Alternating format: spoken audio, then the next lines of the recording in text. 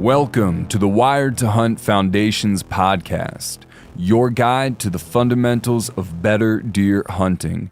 And now, your host, Tony Peterson. Hey everyone, welcome to the Wired to Hunt Foundation's podcast, which is brought to you by First Light. I'm your host, Tony Peterson, and today's episode is all about finding big bucks when the rut starts winding down and the gun hunting starts winding up.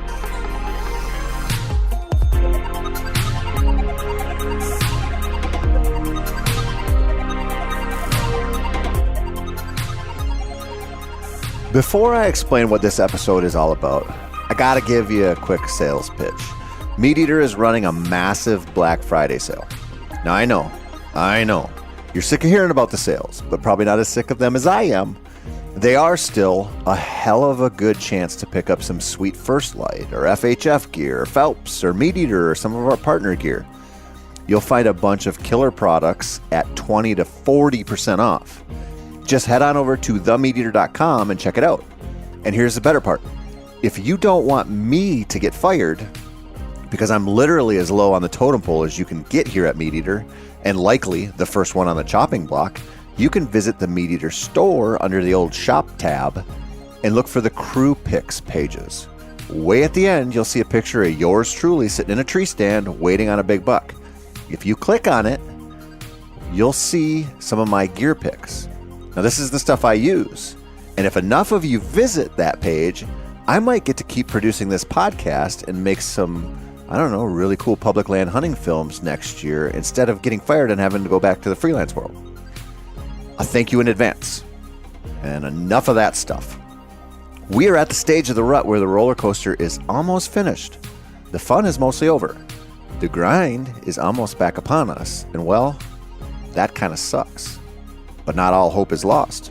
There's still a chance to catch a cruiser, still a chance to out-hunt the blaze orange masses, and still a chance to have one hell of a good time hunting.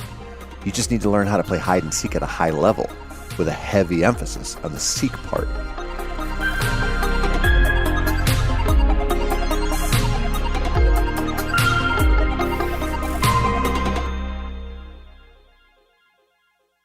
Way back in 1927, an astronomer came up with a crazy idea.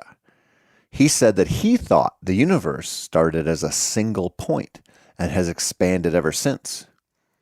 I'm sure a lot of people then thought he was an idiot, just as a lot of people now probably think he's an idiot. But a couple years later, a different astronomer named Edwin Hubble noticed that other galaxies were moving away from us. He also noticed that the farther galaxies were moving away from us faster than the closer ones. Since then, a hell of a lot of science has gone into trying to disprove the Big Bang Theory, but it has done the opposite. Using the known laws of physics, scientists and astronomers have worked back the origins of the universe to nearly 14 billion years ago, but have also discovered quite a bit of evidence to support the theory that all of this came to be from one really big and powerful explosion. But this is where things get real wonky.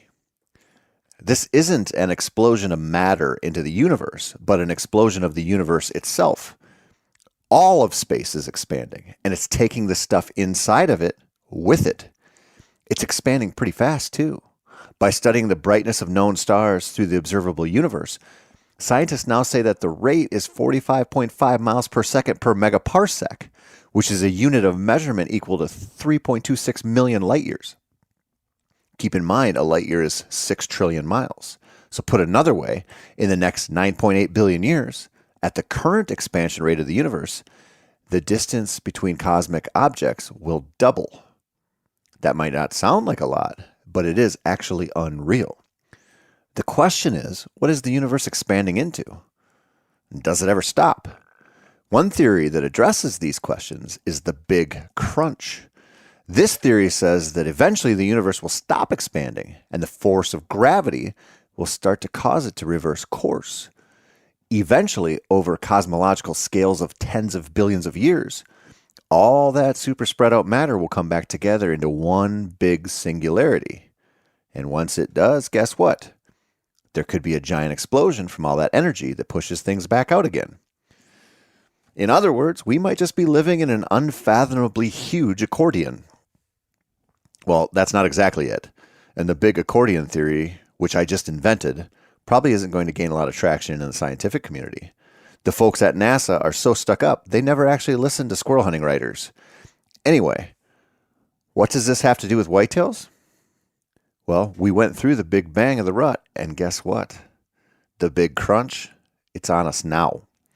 There's still some chasing and some breeding going on, but a lot of it is slowing down. Part of this is just timing, but part of it is due to the pressure of so many hunters in the woods. There is no more popular time to hunt than the rut, and there are many, many states where the gun season opens up at some point in November. Hell, probably almost all of the states that have whitetails have a whitetail gun season in November, except for a few of the premier trophy states. I wonder if there's a connection there. Anyway, if the thought of the big whitetail crunch makes you sad, think about it this way. Now is the time to understand how whitetails survive and how you can use that to beat the odds before the whole thing collapses in on itself and we get stuck in the dreaded late season.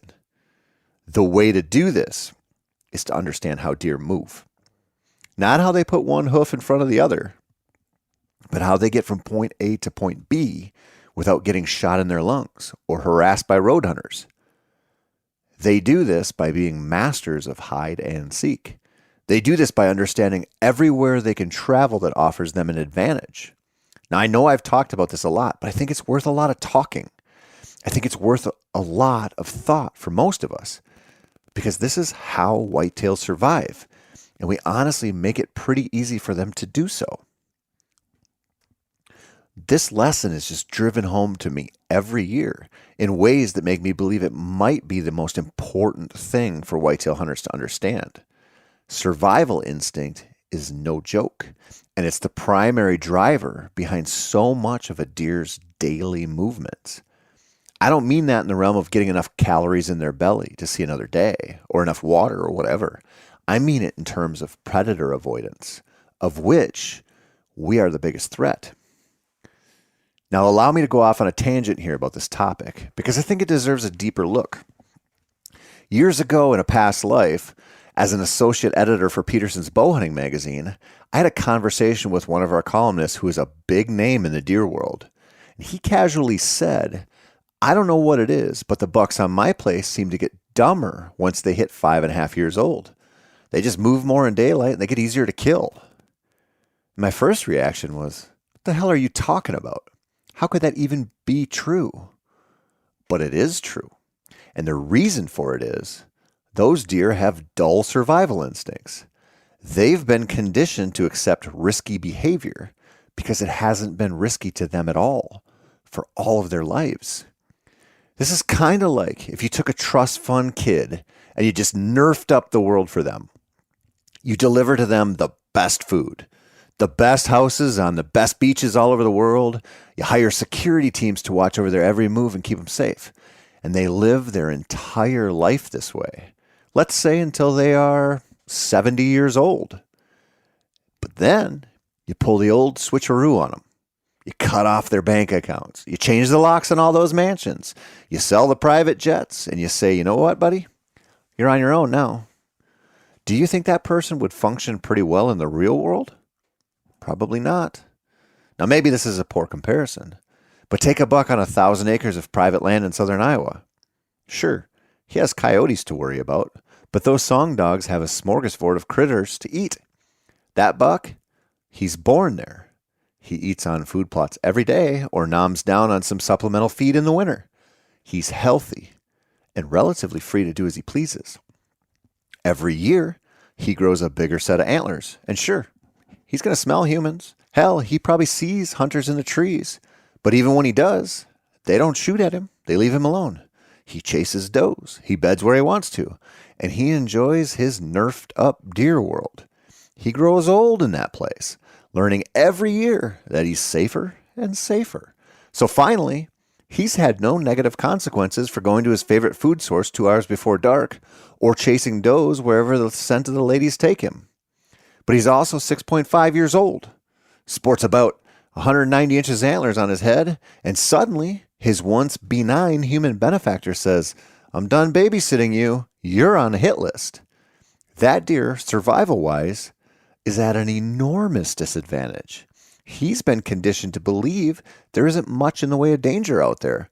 Kind of like these dipshit Yellowstone visitors who try to get a selfie with a bison and end up riding its horns for a while, all the while becoming not only a viral video star, but also sometimes paralyzed or dead. That's the name of the game for the 1%ers of the whitetail world, and good for them. The deer part, not the bison part. If they want to arrow a babysat deer every year, so be it. I'm happy for them. But that's probably not you, is it? You're hunting deer that live with constant threats on their lives. Or if not constant, at least pretty damn consistent throughout much of the fall. Those threats, they likely reached a fever pitch in the last few weeks, so that the rut that was supposed to deliver unto you a dumbass, lust-crazed buck also delivered unto the deer the highest concentration of two-legged predators in the woods. Do you think that doesn't affect them? It does. I promise you that. This is one of the darkest secrets about the deer hunting industry. It's that we don't know the truth, or we do, and we don't want to tell it to you because we have ways of getting around the difficulties that most hunters face. But reality is reality, and while the rut can be great, nature and deer hunting and life has a way of finding a level set. So the good things the rut can do for you are often offset by the increase in hunting pressure. What should be easier almost never is. Acknowledge that and think about what it means in mid-November. The big crunch is coming, but not before the bucks do their best to pass on their genes a few more times. The wildest days are likely over, but all the good days aren't. They're just going to happen to people who figure out what November survival means to deer. And it means cover. Maybe tighter cruising loops. It often means concentrated deer movement away from where most hunters want to hunt. This is something that mirrors public land elk hunts, and it's a powerful motivator to keep looking. When you do find a little sanctuary, you can have a pretty damn good hunting even in November when the peak of the rut has passed. It's also worthwhile to think about the average life of does in your woods right now.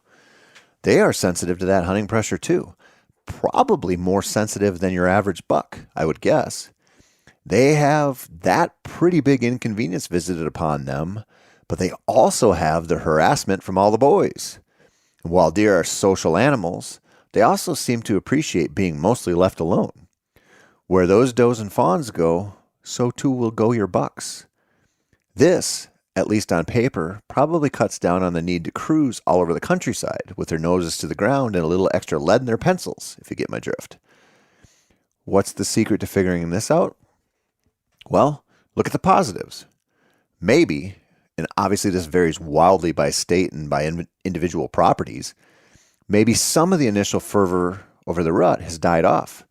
Maybe some of your competition is at home getting their ice shacks ready, instead of going full pumpkin and sitting in their favorite ladder stands for another deerless sit. Maybe there are still some big deer left looking for ladies, and maybe they're getting a little desperate as they dribble around at mid-court watching the shot clock wind down. They might not be visible in as many places on your property, but they might be awful vulnerable in a couple. This is, in my experience, the most important time to put your faith in the rut.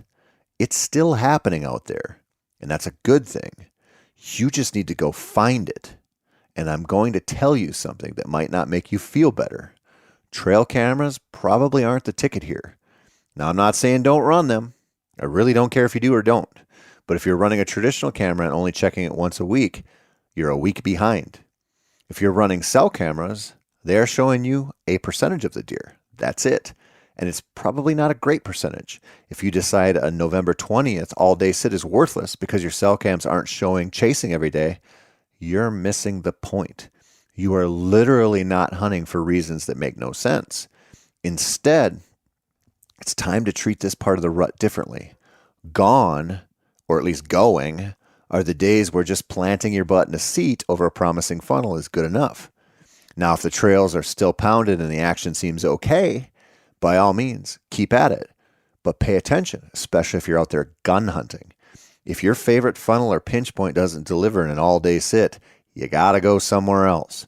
Instead of settling for the old excuse that the bucks are all nocturnal, or the lockdown is in total effect, or the rut is over, go find it. It's still happening somewhere. It won't be in that beautiful deciduous forest that looks like it's straight out of a painting. It'll be in some place tight, like it usually is on pressured ground. Now, what I like to do this time of year is just get a little curious. I ask myself, where am I not seeing them? Kind of, again, like when I'm elk hunting. If they aren't in the meadows and don't seem to be using those postcard-worthy aspen veins, they must be in the dark timber. If the bucks I'm after aren't hitting the cut corn in daylight and they aren't using the open woods, does that mean they aren't rutting? Does it mean that they aren't looking for love? And what about the does? Have your sightings of the ladies fallen off the cliff too? If so, go looking. Fresh tracks are huge here, because fresh scrapes and rubs might not be a really good option. You want to look at trails, fence crossings, river crossings, anywhere where there might be an opportunity to read fresh deer movement in the dirt or the sand. You get bonus points, super bonus points, if those spots happen to be around thicker cover. Now, this doesn't mean that it needs to be so thick that you couldn't push a cottontail out of it even if you owned a dozen beagles. It just needs to be thicker than the other habitat that's available. This is an important point, and I'm going to cover it next week quite a bit in a Rut Reflections episode. But for now, think thicker than average and get in there to watch. Also think about the fact that you're looking for a real concentration of deer now. It doesn't matter if what you think you find is just some does and fawns, because the bucks will find them too. You want to find out where they're holed up and make a plan to not bump them into a different sanctuary. This is harder than it sounds, because if you go from zero to something to work with, it's easy to push it with access or wind or your setups or any other thing that might betray your presence. These deer you're hunting now, they don't suffer fools. They're looking for an excuse to big crunch into a smaller and smaller presence in the woods, and you could be that catalyst. But if you play it safe and smart, that relocated concentration of deer can give you a few magical days. This strategy works on another level too, because it'll have you hunting like others don't. Think about the average gun hunter. Is he going to saddle up and try observation sits in tight creek bottoms and, abandoned homesteads? Now, I'm sure a few do, but I bet most don't. They go the opposite direction. Or think about your average bow hunter now. As the hunting gets harder, is he likely to dig in and go mobile while actively trying to find a deer concentration to hunt right this moment? Or is he more likely to phone it in, hunt the easy stuff, and make excuses for not finding deer? Those hunters, in both categories, they've done you a weird favor by hunting the way that they do. They've pushed the deer into specific spots, deep in the cover, and they've concentrated them. That's a silver lining on what is really not an easy time to kill a buck. It's just not. One wrong approach where your wind blows out one of these spots and it's back to square one. But if that doesn't happen, and you spend some time seeking out these mid-November sanctuaries, you can still have good hunting. You can salvage your season. And this is the truth. Have the chance to bump into your biggest buck ever. I don't know what it is about the dwindling days of the rut, but it seems to get the mature bucks on their feet and moving. So use that as motivation. Get out there with your gun or bow or spear or whatever your chosen weapon is. Find those hot spots. And then listen in next week as we reflect a little on this past rut. That's it for this week. I'm Tony Peterson. This has been the Wired to Hunt Foundation's podcast, which is brought to you by First Light. As always, thank you so much for listening and all of your support. I truly appreciate it. If you want to check out some more of our whitetail content, head on over to themeateater.com/wired, and you'll see a bunch of articles by me, Mark, Alex Gilstrom, and a whole bunch of whitetail killers.